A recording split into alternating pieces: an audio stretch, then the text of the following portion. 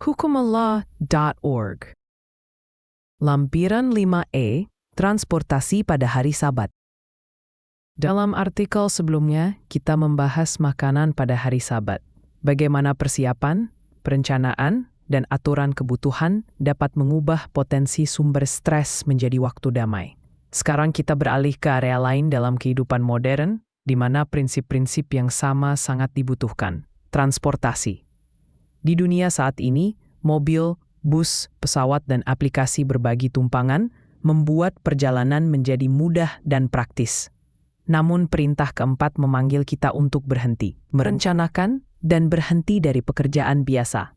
Memahami bagaimana hal ini berlaku bagi perjalanan dapat membantu orang percaya menghindari pekerjaan yang tidak perlu, melindungi kekudusan hari itu, dan mempertahankan semangat istirahat yang sejati. Mengapa transportasi penting? Transportasi bukanlah isu baru.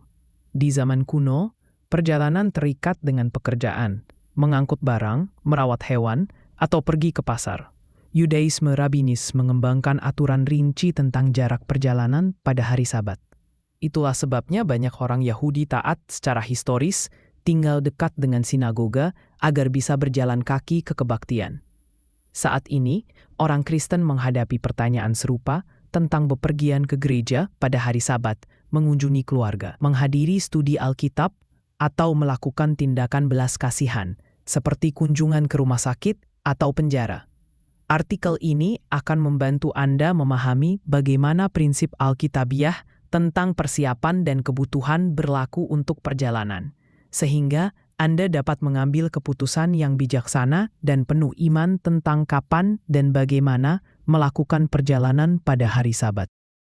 Sabat dan kehadiran di gereja. Salah satu alasan paling umum orang percaya bepergian pada hari Sabat adalah untuk menghadiri kebaktian gereja. Ini dapat dimengerti. Berkumpul dengan orang percaya lain untuk beribadah dan belajar dapat menguatkan. Namun, penting diingat apa yang kita tetapkan kembali di artikel 5A dari seri ini. Pergi ke gereja pada hari Sabat bukan bagian dari perintah keempat. Perintahnya adalah berhenti dari pekerjaan, menguduskan hari itu, dan beristirahat.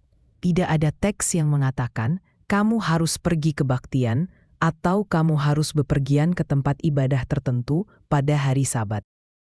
Yesus sendiri menghadiri sinagoga pada hari Sabat, Lukas 4:16. Tetapi dia tidak pernah mengajarkan ini sebagai persyaratan bagi para pengikutnya. Praktiknya menunjukkan bahwa berkumpul diperbolehkan dan dapat bermanfaat, tetapi itu tidak menetapkan aturan atau ritual. Sabat dibuat untuk manusia, bukan manusia untuk Sabat. Markus 2:27. Dan intinya adalah istirahat dan kekudusan, bukan perjalanan atau kehadiran di institusi. Bagi orang Kristen modern, ini berarti bahwa menghadiri gereja yang memelihara Sabat bersifat opsional tetapi tidak wajib. Jika Anda menemukan sukacita dan pertumbuhan rohani dalam bertemu dengan orang percaya lain pada hari ke-7, Anda bebas melakukannya. Jika perjalanan ke gereja menciptakan stres, mematahkan ritme istirahat, atau memaksa Anda untuk berkendara jauh setiap minggu, Anda sama bebasnya untuk tinggal di rumah, mempelajari kitab suci, berdoa, dan menghabiskan hari bersama keluarga. Kuncinya adalah menghindari menjadikan perjalanan ke gereja sebagai rutinitas otomatis yang melemahkan istirahat dan kekudusan yang ingin Anda pertahankan. Kapanpun memungkinkan, rencanakan sebelumnya sehingga jika Anda menghadiri kebaktian, itu memerlukan perjalanan dan persiapan minimal. Ini mungkin berarti menghadiri persekutuan lokal yang lebih dekat ke rumah, mengatur studi Alkitab di rumah, atau terhubung dengan orang percaya selama jam non-Sabat, dengan tetap fokus pada kekudusan dan istirahat daripada tradisi atau ekspektasi. Anda menyelaraskan praktik Sabat Anda dengan perintah Allah daripada tuntutan buatan manusia. Panduan umum tentang perjalanan. Prinsip yang sama dari hari persiapan dan aturan kebutuhan berlaku langsung pada transportasi. Secara umum, perjalanan pada hari Sabat sebaiknya dihindari atau diminimalkan. terutama untuk jarak jauh. Perintah keempat memanggil kita untuk berhenti dari pekerjaan biasa dan mengizinkan orang lain di bawah pengaruh kita untuk melakukan hal yang sama. Ketika kita membiasakan diri bepergian jauh setiap Sabat, kita berisiko mengubah hari istirahat Allah menjadi hari lain yang penuh stres, kelelahan, dan perencanaan logistik. Saat bepergian jarak jauh, rencanakan sebelumnya sehingga perjalanan Anda selesai sebelum Sabat dimulai dan setelah Sabat berakhir. Misalnya, jika Anda mengunjungi keluarga yang tinggal jauh, cobalah tiba sebelum matahari terbenam pada Jumat dan pulang setelah matahari terbenam pada Sabtu. Ini menciptakan suasana damai dan menghindari terburu-buru atau persiapan mendadak. Jika Anda tahu Anda perlu bepergian untuk alasan yang sah selama Sabat, persiapkan kendaraan Anda sebelumnya, isi bahan bakar, lakukan perawatan, dan rencanakan rute terlebih dahulu. Pada saat yang sama, Kitab Suci menunjukkan bahwa tindakan belas kasihan diperbolehkan pada hari Sabat, Matius 12, 11-12. Mengunjungi seseorang di rumah sakit, menghibur orang sakit, atau melayani orang yang dipenjara mungkin memerlukan perjalanan. Dalam kasus seperti itu, tetaplah sederhanakan perjalanan, hindari mengubahnya menjadi acara sosial, dan tetap sadar akan jam-jam kudus Sabat.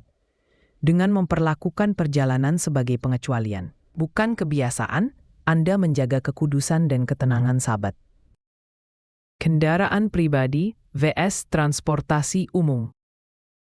Mengendarai kendaraan pribadi. Menggunakan mobil atau sepeda motor Anda sendiri pada hari Sabat tidak secara inheren dilarang. Bahkan, ini mungkin perlu untuk perjalanan singkat mengunjungi keluarga, menghadiri studi Alkitab, atau melakukan tindakan belas kasihan. Namun, hal ini harus dilakukan dengan hati-hati. Mengemudi selalu membawa risiko kerusakan atau kecelakaan yang dapat memaksa Anda atau orang lain melakukan pekerjaan yang seharusnya bisa dihindari. Selain itu, pengisian bahan bakar, perawatan, dan perjalanan jarak jauh semuanya meningkatkan stres dan kerja ala hari kerja. Kapanpun memungkinkan, jagalah perjalanan Sabat dengan kendaraan pribadi tetap singkat. Persiapkan mobil Anda sebelumnya, bahan bakar dan perawatan, dan rencanakan rute untuk meminimalkan gangguan pada jam-jam kudus. Taksi dan layanan ride-share. Sebaliknya, layanan seperti Uber, Lyft, dan taksi melibatkan menyewa seseorang untuk bekerja khusus untuk Anda pada hari Sabat, yang melanggar larangan perintah keempat untuk tidak membuat orang lain bekerja atas nama Anda. Keluaran 20:10. Ini mirip dengan penggunaan layanan antar makanan.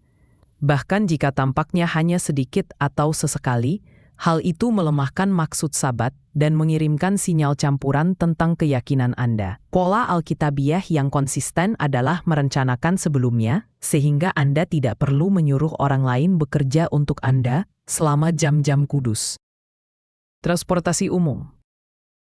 Bus, kereta, dan feri berbeda dari taksi dan rideshare karena mereka beroperasi dengan jadwal tetap terlepas dari penggunaan Anda.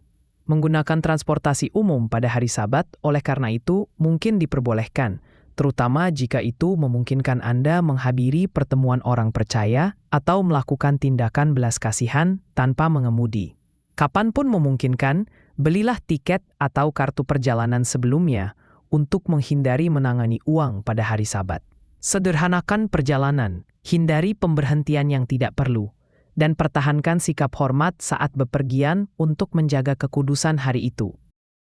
Seri ini dan banyak studi lainnya tentang hukum Allah dapat ditemukan di situs hukumallah.org.